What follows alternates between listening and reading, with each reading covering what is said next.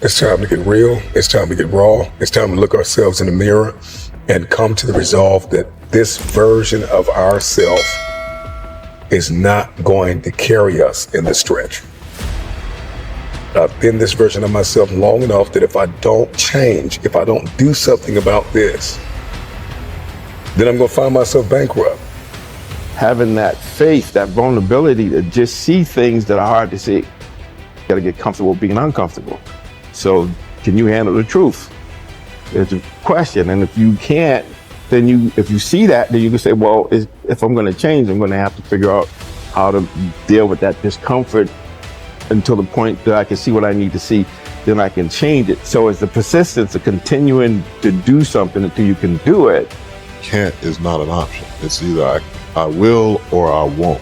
I know I can, but I will or I won't, and that's the thing. And in some cases, you may try your hardest and you just don't win, or you don't pass a test, or you don't succeed. That's part of life. Understanding it's going to take hard work, discipline, and learning how to work with other people in order to get to the next level. There's not other people that aren't holding you back. Your boss isn't holding you back. Your parents aren't holding you back. Those are excuses. To me, there's no such thing as luck, okay? All luck is preparation meeting opportunity. Plain and simple. Once I realized that I could get better at anything, it dawned on me that how I spend my time is a spiritual consideration. And I didn't want to die with potential that I failed to turn into skill set. That, to me, that speaks to me. How much of my potential can I actually turn into skill set and get good at this stuff and push and grow and improve? Like, that to me is just this incredibly intoxicating loop. Is waking up every morning with a desire to adapt, with a desire to change. Stand out today. Be different. Become something different. Stop lying to yourself and stand up and become something with worth, something with more than you've ever been. Your goals that you set for yourself, that's your power. Your ambition is your power. It's about how hard you can get hit and keep moving forward. How much you can take and keep moving forward. You have to electrify and get all the things that are necessary within you to start doing the things that you need to do. So when the time comes, you can kick down that door and move towards the possibilities of being the best of who you really are.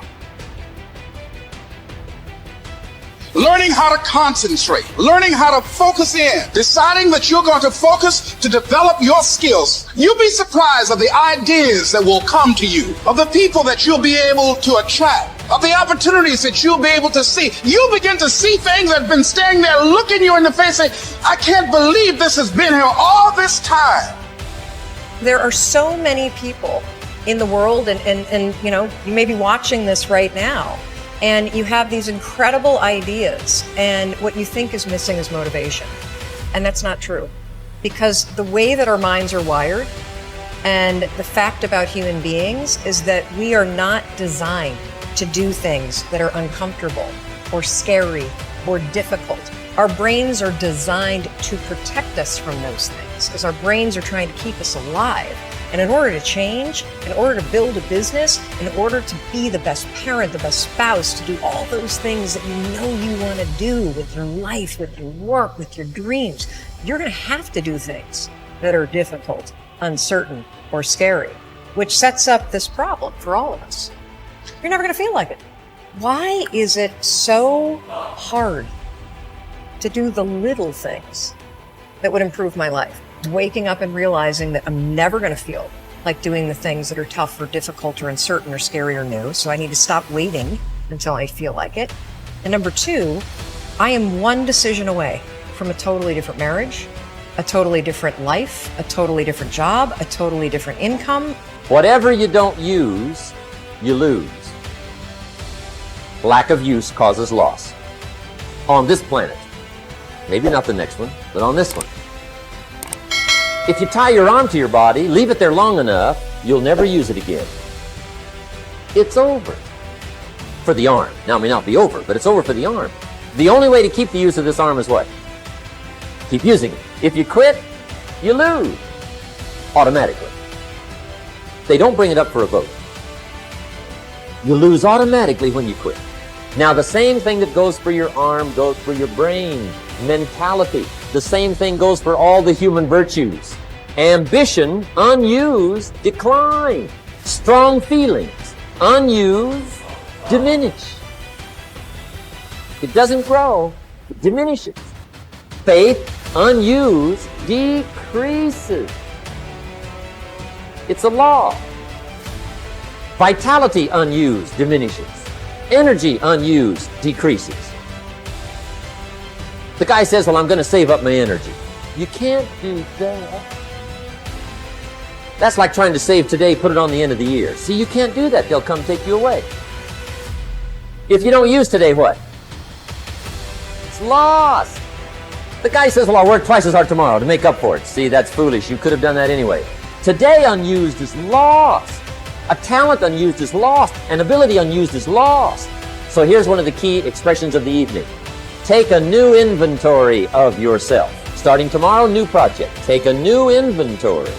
And make sure that all of your talent and ability and mentality and ingenuity and vitality and strong feelings, faith, courage, make sure that all you've got's being used. Otherwise, you lose.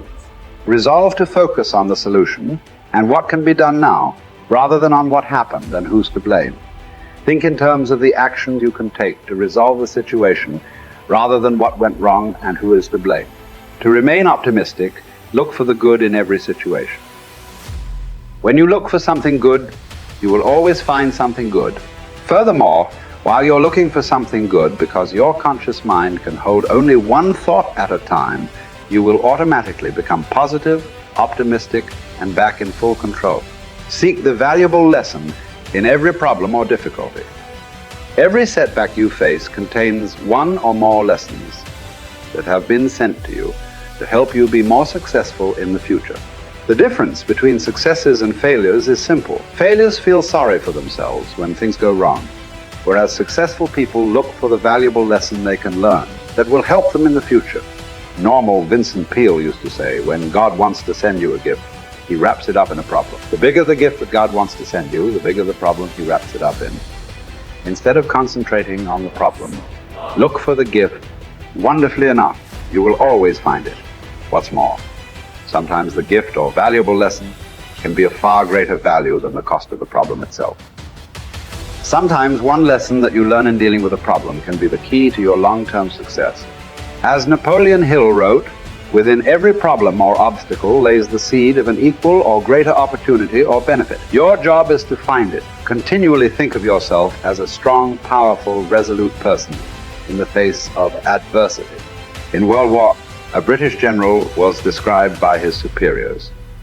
There he stands like an iron peg driven into the frozen ground, immovable. Let this be an accurate description of you whenever you face difficulties or problems of any kind. Resolve to stand like an iron peg driven into the frozen ground. When you resolve in advance that you will never give up, your success is virtually guaranteed. In the final analysis, nothing can really stop you but yourself. In life, it doesn't matter how many times you get knocked down. All that matters is how many times you get back up. If you continue to get back up and press onward, you must eventually reach your goal. Each time you exert yourself, discipline to persist in the face of adversity, you also increase your self-esteem and self-confidence. Then, as your self-esteem increases, you feel stronger, more powerful, and more unstoppable. When you feel better and stronger, you become more capable of persisting the next time, and then the time after that. By disciplining yourself to persist in the face of all adversity, you put your life onto an upward spiral of self-esteem, self-discipline, and persistence until you eventually become like a force of nature. I think the best way to prove your value is to work, is to learn, is to absorb, to be a sponge. You always want to outwork your potential. You know, as hard as you believe you can work, you can work harder than that. And that's what I tried to do when I first came in the league. But, basketball is such a direct competition sport that me coming in at 17, I hated when my teammates would say, I get hit with an elbow, right? Shaq would hit me with an elbow in practice. I always had that extra chip on my shoulder. So every day in practice for me was really trying to annihilate everybody that I was playing against. I wanted to prove you don't need to babysit me. And so it's always that competitive nature, the work ethic, and curiosity. My philosophy was a very simple one. Rudy was one of my favorite films growing up. After watching that film, I come to understand if I could work that hard, what would my career be? And I made a promise to myself from that day that I was going to work that hard every single day so that when I do retire, I have no regrets. And that was the most important thing for me, is to leave no stone unturned, get better every single day. And if I lived that way, then over time, I'd have something that was beautiful. And that was my philosophy. It seems like a pretty simple one, but if you live your life to just get better every single day and do that for 20 years, what do you have?